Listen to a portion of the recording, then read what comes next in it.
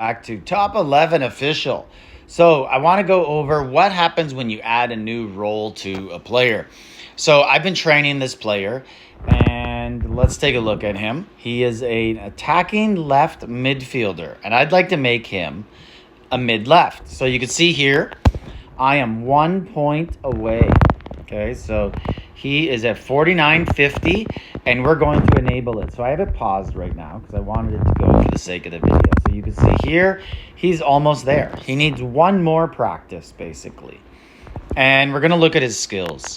So we'll zoom in here, and you're going to see these are all of his essential skills. Okay, so his core skills for being an attacking mid.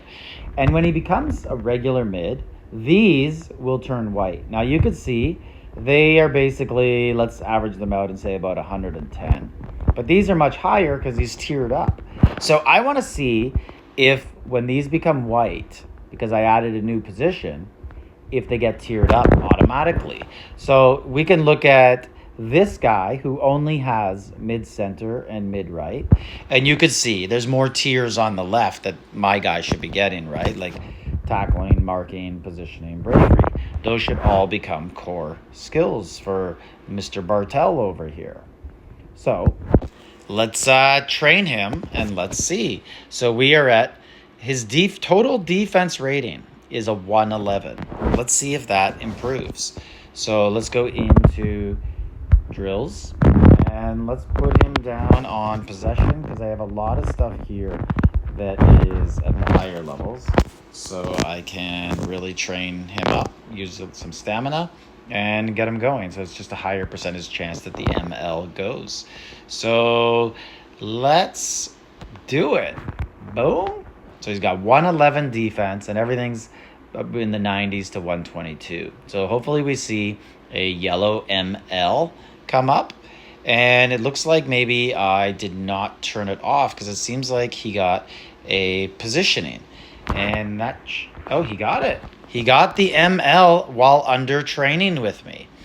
Awesome. And he got a positioning with it. So it just automatically gave him it and the other one. So let's look.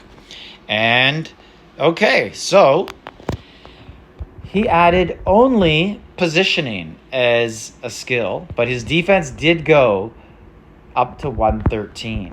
And that went up to 133. So I'm going to do another experiment here and see if he basically just needs to add some other skills to it. So let's do defense on him this time.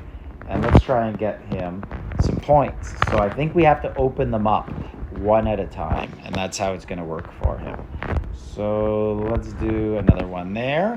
And let's select him. And I'm also going to select one other guy who I'm doing the exact same thing with. Okay, so I'm also trying to open this one guy up to be a DL and DC, so he's a good backup. So you'll see this guy will end up getting just a DL possibly. But the key here is I want to see some defense, so tackling. That should open it up and make it a core white. And it should jump up huge also. Dribbling. I think that's an offensive one.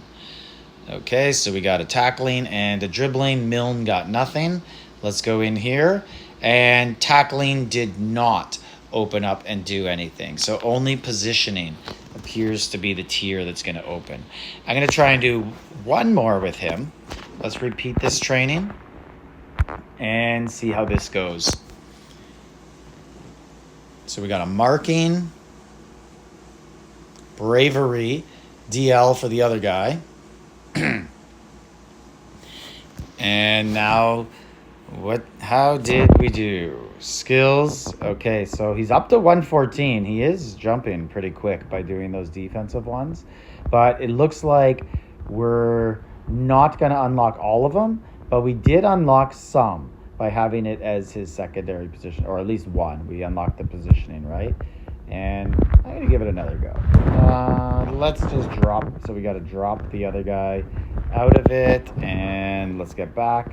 Let's go back into drills, players, and get rid of Milne, who has low conditioning. When they're under 30%, they won't train. So you got to keep them over that with rests. So anyways, I'm very happy that I added this guy with a position of ML.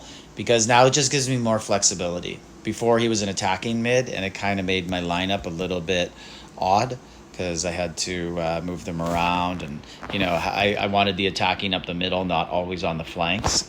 So I like it. Anyways, I'm happy with that. It did add one more core skill to him. He's up to 150 now also. So overall, it was worth it to add another position to him.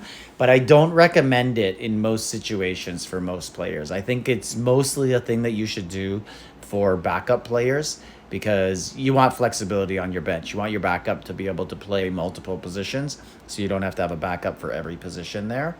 But you do need a little bit of flexibility on the starting lineup also. But overall, I would say that was a mistake. I should not have started a new position on him. I should have just let him continue to train. Like, subscribe, and leave any tips you can in the comment section.